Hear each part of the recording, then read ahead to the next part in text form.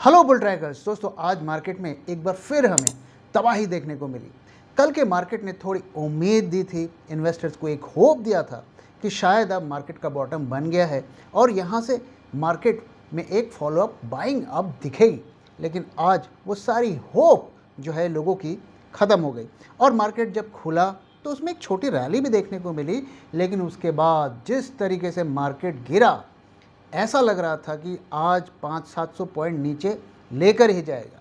लेकिन फिर भी मार्केट ने अच्छी खासी गिरावट दिखाई, करीब करीब 360 पॉइंट डाउन रहा, जो कि 1.5% के आसपास बनता है। अब इस गिरावट की क्या वजह रही? कल देखिए मार्केट में खबर आई अदानी ग्रुप से रिलेटेड, ऐसा लगा कि अब उनके ऊपर चार्जेस हट गए और उसके न्यूज़ आने के बाद ही सडनली मार्केट ऊपर चला गया। और कल अगर आपने मेरा वीडियो देखा होगा तो मैंने आपसे क्लियरली कहा था कि ये जो मार्केट में आज रैली आई है, यानी कि कल जो रैली आई थी, ये ऐसा लगता है कि इन्वेस्टर्स को फंसाने की रैली रही, एक तरीके का ट्रैप। और आज वही हमें देखने को मिला। आज सवेरे भी लोग इसमें फंसे और उसके बाद जिस तरीके से मार्केट गिरा वो आपके सामने है।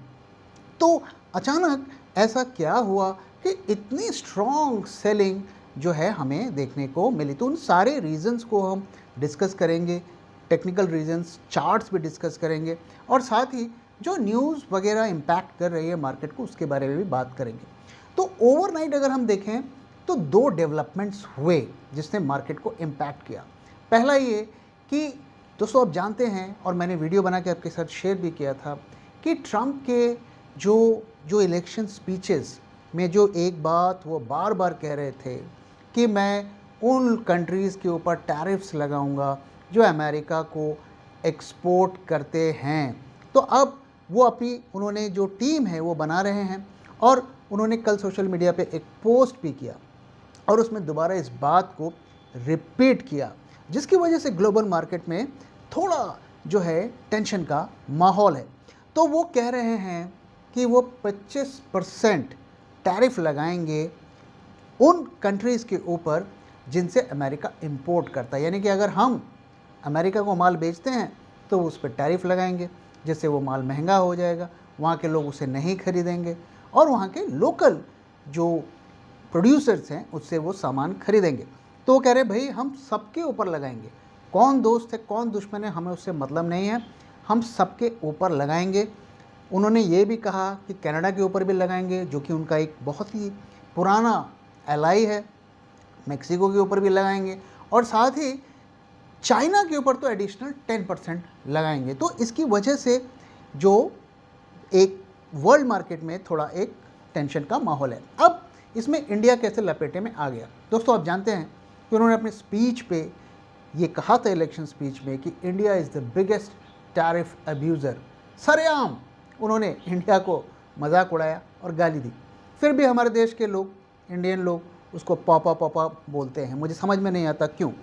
तो उनके टारगेट पर इंडिया है और इसी का डर अब इंडियन मार्केट को लग रहा है कि अगर उन्होंने टैरिफ लगाया तो क्या हाल होगा। दोस्तों मैं आपको बता दूं कि इंडिया अमेरिका के बीच में जो ट्रेड होता है तो हम कम सामान अमेरिका से खरीदते हैं, ज़्यादा सामान अमेरिका को बेचते हैं और उसमें ज़्यादातर हमारे आईटी सर्विसेज हैं, फार्मास्यूटिकल्स हैं। तो हमारा करीब करीब 35 बिलियन का सरप्लस ट्रेड है, यानी कि हम 35 बिलियन एक्स्ट्रा सामान यूएसए को बेचते हैं। करीब करीब बनता है वो 2.8 लाख करोड़। तो इसीलिए वो बार बार कहते हैं कि India is the biggest tariff abuser. तो ये सब हमें जो पिछले जो यूएस की गवर्नमेंट्स थी कैनेडी के टाइम से और उसके बाद जॉर्ज बुश जूनियर जब आए थे, उन्होंने काफ़ी ज़्यादा इंडिया को फेवर किया था और इंडिया को चाइना के अगेंस्ट में खड़ा करने पे हमारी मदद की थी। मुझे अच्छे से याद है उस दौरान हमारे वीज़ा रूल्स भी काफ़ी ईजी कर दिए गए थे, बहुत आसानी से वीज़ा मिल जाता था और जब हम वहाँ पे लैंड करते थे तो वहाँ के कस्टम्स के जो लोग होते थे बहुत रिस्पेक्टफुली हमसे बात करते थे और बहुत मतलब एक तरीके का एक वेलकमिंग माहौल होता था। मुझे नहीं पता आज वहाँ पर क्या माहौल है, क्योंकि मैं काफ़ी दिन से वहाँ नहीं गया हूँ। तो ये इसके फ्रूट्स हमारी कंपनीज़ को मिले, हमारे बिजनेसेस को मिले, हमारे जीडीपीज़ को मिले। आज जो इंडिया में ये जो 3-3, 5-5 करोड़ के अपार्टमेंट्स बिकते हैं मेट्रोज़ में, आपको क्या लगता है वो क्या इंडिया में सर्विस क्लास जो ये रिलायंस और अदानी के एम्प्लॉयज़ आके खरीदते हैं? वो सारे एमएनसीज़ के जो एम्प्लॉयज़ हैं, जो बाहर जिनके रिलेटिव्स हैं, जो बाहर रहे हैं, वही ज़्यादातर घर खरीदते हैं। तो ये इसका हमें फ़ायदा मिला और अब मार्केट को यही डर लग रहा है कि ये वापस से जो अगर टैरिफ लगाएंगे तो इसका क्या इम्पैक्ट होगा, मतलब काफ़ी नेगेटिव इम्पैक्ट होने के संभावना है। आप इमेजिन करिए हमारे इंडिया की इकॉनमी अभी जो है ओवरऑल आप देख रहे हैं क्या हालत है, किसी कंपनी के रेवेन्यूज़ नहीं बढ़ रहे हैं और जो धंधा फार्मास्यूटिकल कंपनीज़ और आईटी कंपनीज़ लेकर आ रही हैं उन पर टैरिफ भी लगा दिया जाए या उनके सेल्स कम हो जाए, उनके मार्जिन कम हो जाए तो और हमारी कंपनी की हालत ख़राब हो जाएगी। अब इसके अलावा एक और जो न्यूज़ वहाँ से आती है कि कल उनका यूएसए में इकोनॉमिक डेटा आया। अब डेटा में उनकी जीडीपी बढ़ गई। अब जीडीपी बढ़े तो प्रॉब्लम है, घटे तो प्रॉब्लम है। अब जीडीपी बढ़ने का मतलब है वहाँ पे जो कंज्यूमर स्पेंडिंग है वो भी बढ़ी। इनफैक्ट इस साल के हाईएस्ट लेवल पर पहुँच गई। 3.5% का उन्होंने ग्रोथ ईयरली बेसिस पर रिपोर्ट किया, जो कि हाईएस्ट है अब तक का। तो वहाँ का जो फाइनेंशियल सिस्टम जनवरी से दिसंबर होता है तो Q3 के ये परफॉर्मेंस था। अब इसका क्या इम्पैक्ट है? इसका ये इम्पैक्ट है कि भाई इतना मनी सप्लाई ज़्यादा है, कंज्यूम लोग ज़्यादा कर रहे हैं, तो इसकी वजह से इकॉनमी हीटेड अप हो जाएगी, तो रेट कट्स की संभावनाएं और कम होती हुई दिख रही है। अब दिसंबर में रेट कट्स की उम्मीद लोग मार्केट लगा रहा है कि मार्केट रेट कट होगा, इसकी वजह से वहाँ पे ज़्यादा लोगों के हाथ में पैसा आएगा, लोग ज़्यादा खर्च करेंगे, हमारी आईटी कंपनीज़ के जो प्रोजेक्ट्स अटके हुए हैं उन कॉन्ट्रैक्ट्स उनको मिलेंगे, तो ये सब लोग स्पेकुलेट कर रहे हैं। अब अगर ये डेटा आता है तो बड़ा मुश्किल है कि वहाँ पर रेट कट होंगे, तो इसकी वजह से भी मार्केट में थोड़ी नर्वसनेस रही। अब इसका जो सीधा इम्पैक्ट अगर आप देखिए आईटी सेक्टर पे आज हमें देखने को मिला। 2.3% आईटी सेक्टर डाउन रहा अक्रॉस द बोर्ड। सारे आईटी के स्टॉक्स, मेजर स्टॉक्स जो सर्विसेज वाले खास करके स्टॉक्स हैं, उनमें हमें गिरावट देखने को मिली। इसके अलावा अब देखिए एफआईज तो लगातार सेलिंग कर रहे हैं क्योंकि वहाँ पे बॉन्ड यील्ड्स बढ़ रहे हैं और वहाँ पर जाकर वो पैसा लगा रहे हैं। साथ ही डॉलर भी स्ट्रेंथन हो रहा है रुपया के, डॉलर इंडेक्स भी ऊपर जा रहा है। तो इन सब कारणों की वजह से आज जो है मार्केट में हमें काफ़ी गिरावट देखने को मिली। अब देखिए एक और फैक्टर क्या था, आज एक्सपायरी है, तो एक्सपायरी की वजह से भी दोस्तों जानते हैं अब इतना मार्केट में गिरावट हुई है तो लोग प्रॉफिट बुक कर रहे होंगे, तो उस सब की वजह से भी, एक्सपायरी की वजह से भी जो मार्केट में इस तरीके की उठापटक यूजुअली होती है, तो उसने भी कंट्रीब्यूट किया है। अब आइए बात करते हैं कि आज मार्केट में जो हुआ सो हुआ, उसको हम तो समझ रहे हैं कि क्या हुआ। तो आइए मैं चार्ट पे दिखाता हूँ कि आगे क्या हो सकता है, इसके बारे में हम डिटेल में बात करते हैं। तो दोस्तों ये चार्ट मैंने आपको पहले भी दिखाया कि किस तरीके से हेड एंड शोल्डर पैटर्न बना, उसकी वजह से नीचे के टारगेट्स 23,300 के आसपास आए और वहाँ से हमने कहा कि एक बॉटम वहाँ पर बनने की उम्मीद है और वहाँ से एक बाउंस बैक देखने को मिल सकता है और बाउंस बैक हमें देखने को मिला।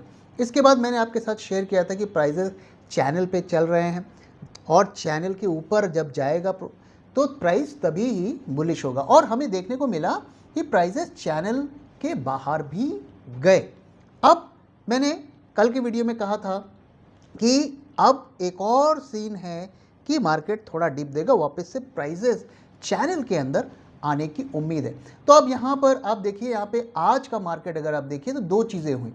पहली कि इसने जो गैप बनाया था उस गैप को कवर किया। अब इसके बाद उम्मीद है कि अगले कुछ दिनों में ये थोड़ा सा और नीचे आएगा। अब देखिए यहाँ पर ख़ास बात क्या है, अगर तो ये 23,500 को नहीं ब्रेक करता है और वापस से ऊपर जाता है, ध्यान से सुनिए, 23,500 अगर ब्रेक नहीं होता है और वापस से ऊपर जाता है तो that would be a bullish indication, यानी कि मार्केट ने अपना लॉन्ग टर्म बॉटम बना दिया। लेकिन अगर वापस इस चैनल पे घुस जाता है और कंटिन्यू रहता है तो ये एक बहुत ही बेरिश इंडिकेटर होगा। अब अगले कुछ दिनों में जब हमें क्लूज़ मिलेंगे कि आगे क्या होगा वो मैं आपसे शेयर करूंगा। फिलहाल अभी हम ये नहीं कह सकते कि ये लॉन्ग टर्म बॉटम है या शॉर्ट टर्म बॉटम है। और हम बुलिश कब हो सकते हैं, कब ये मान सकते हैं कि और बड़ी रैली होगी या वापस से ये ऑल टाइम हाई को टच करेगा, ये हम कब अज्यूम करेंगे? जब 23,500 ब्रेक नहीं होता है और इसके बाद वापस से स्टॉक ऊपर जाता है और जाकर 24,600 के लेवल, यानी कि जो आप स्क्रीन पे देख रहे हैं, इस लेवल को पार करके ऊपर चला जाता है, तब हम कहेंगे कि मार्केट अब वापस ऑल टाइम हाई की तरफ जा रहा है। और इसके पीछे क्या लॉजिक है? तो जैसे मैंने आपको बताया कि हेड एंड शोल्डर पैटर्न बना, शोल्डर हेड ये पैटर्न बना, प्राइजेस नीचे आए। अब आप गौर से देखिए तो ये inverse head and shoulder pattern बना रहा है, अभी बना नहीं है, इट इज़ इन प्रोग्रेस। अगर वो पैटर्न बन जाता है तो इट्स अ बुलिश पैटर्न। तो जिस तरीके से हमें फॉल देखने को मिला उस तरीके से हमें राइज भी देखने को मिलेगा। लेकिन अभी ये inverse head and shoulder pattern अभी नहीं कंप्लीट हुआ है, इसके लिए हमें वेट करना है और देखना है। तो इसलिए कंक्लूजन क्या है? Wait and watch. रश मत करिए कि अरे ठीक है अब तो बन गया बॉटम, अब तो खरीद लो, अच्छा मौका है, पैसे लगा दो। अगर लगाने ही हैं तो उसे हमें, मेरा फॉर्मूला याद रखिएगा, 50% फॉल के लिए तैयार रहिए ऑल टाइम हाई से। हम ऑलरेडी देख रहे हैं कितने बड़े बड़े अच्छे स्टॉक्स 20% 30% गिर चुके हैं, तो 50% कौन सी बड़ी बात है। तो 50% फॉल के लिए तैयार रहिए और अपने पोजीशंस को उस 50% फॉल में बिल्ड करिए। एक और चीज़ आपसे जो मैंने पहले भी शेयर की थी, मैं दोबारा रिपीट करता हूँ कि दिसंबर के महीने में कुछ मार्केट में खास नहीं होने वाला है। अगले एक हफ्ते तक जो बाइंग सेलिंग होनी है हो जाएगी और उसके बाद मुझे उम्मीद है, और हिस्टोरिकल जो पैटर्न्स को देखकर मैं ये कह रहा हूँ कि दिसंबर के महीने में उतनी मार्केट में एक्टिविटी नहीं होगी, थोड़ी बहुत बाइंग सेलिंग होगी और जो भी मूव्स हमें देखने को मिलेंगे, चाहे बाय साइड के हो चाहे सेल साइड के हो, उन पे हम उतना रिलाई नहीं कर सकते क्योंकि एफआईआई की एक्टिविटी दिसंबर के महीने में यूजुअली कम रहती है। तो जैसा जैसा डेटा आएगा वो अपडेट्स भी आपके साथ हम शेयर करते रहेंगे। तो दोस्तों, इसी के साथ इस वीडियो को मैं यहाँ पे ख़त्म करता हूँ। वीडियो कैसा लगा ज़रूर बताइएगा और अपना फीडबैक भी शेयर करना मत भूलिएगा। Thank you very much for watching and thank you for your time.